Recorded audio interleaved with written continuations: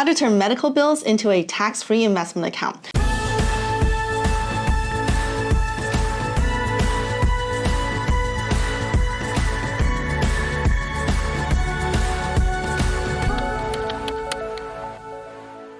Did you know that the #1 reasons Americans go bankrupt is medical expenses? I'm sure you've heard all the stories, right? And the #1 reason that people tap into their retirement accounts? Same answer, medical bills. That's why I want to talk about one of the most powerful and underrated tax strategies out there, the health savings account, or HSA. If you've only thought of it as a medical savings account, you're missing out. The HSA is actually the only account in the tax code that gives you triple tax benefits. Here is the triple tax benefit and what makes the HSA so unique. First thing is when you make contributions to your HSA account, you actually get a tax write-off when the money goes in. So it's an immediate tax deduction to reduce this year's taxes. And unlike a lot of other things in the tax world, the HSA contribution actually has no income limitations. So you could be a lower income earner, middle income earner, or even the highest income earner and still potentially be eligible to make these tax deductible HSA deductions. Here is the second tax benefit to HSAs, and that is tax-free growth. That's right, when you put money into the HSA, that money is not gone. You can actually utilize it to invest in all sorts of different things. And investments within the HSAs grow tax-free without eating away at your gains like typical investments.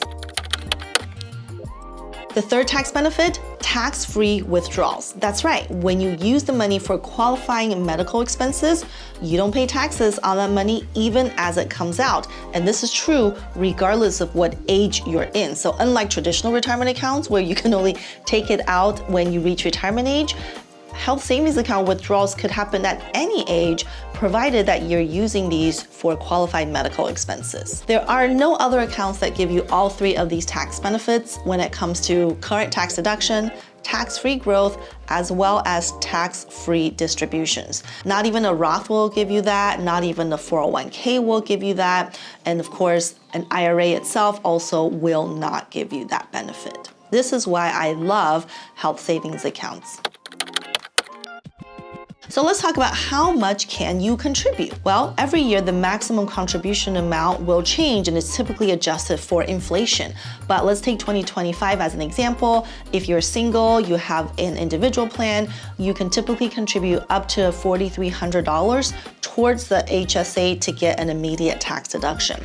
If you are married and have a family plan, the current maximum annual contributions is $8,550 for that annual contribution and immediate tax write-off. And if you're someone who is 55 years or older, you can actually add an extra $1,000 per person into your tax-deductible HSA account.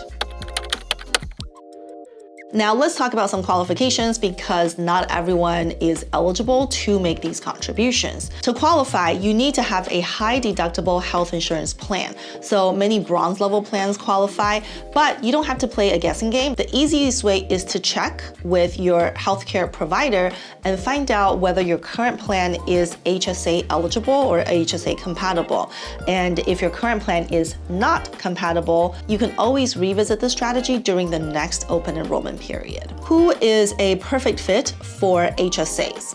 Well, generally healthy individuals, right? Here's why I love HSAs. If you're relatively healthy and not constantly meeting your deductible, then your contributions don't go to waste, right? Like I said, the plans that are typically eligible for HSA are the ones that are lower premium.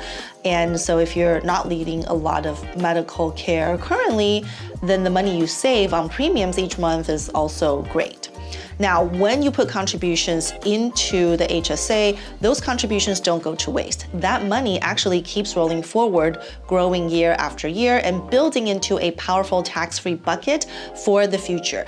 A lot of people confuse HSAs with FSAs, so flexible spending accounts. A lot of those do expire, and so you have to be careful with those. But again, the benefit of health savings accounts is that they don't expire. And so if you put the money in there, but you ended up not needing to use it this year for medical expenses, it just continues to grow for you. In fact, for many of my clients, the HSA is either the first or second priority account to fund during the year, right up there with a Roth IRA. And the reason is because the tax savings are just that good.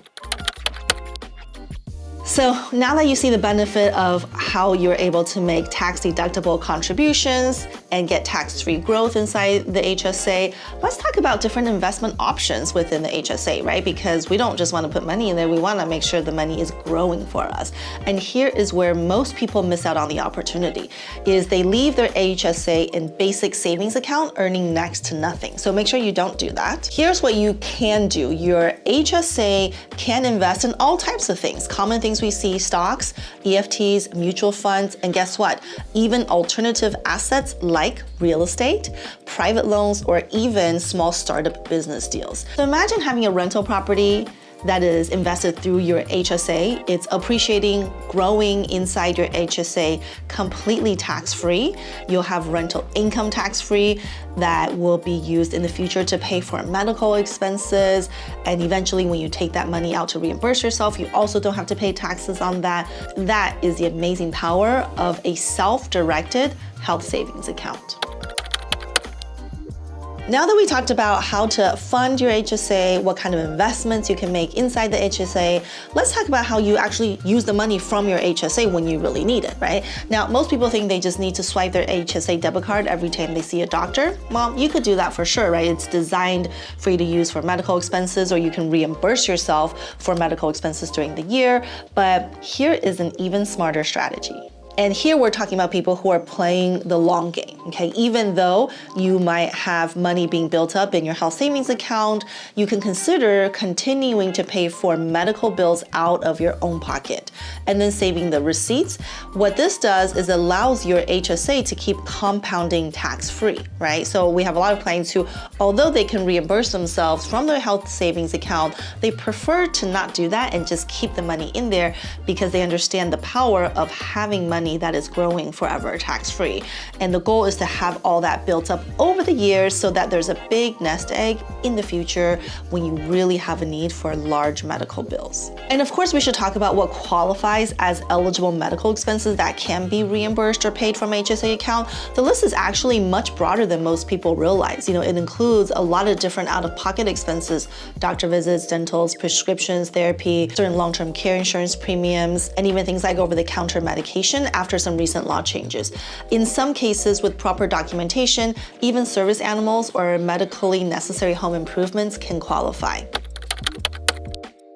So let's recap, right? Medical expenses are the downfall of many Americans, resulting in either bankruptcy or the need to prematurely liquidate retirement account or even sometimes sell their houses.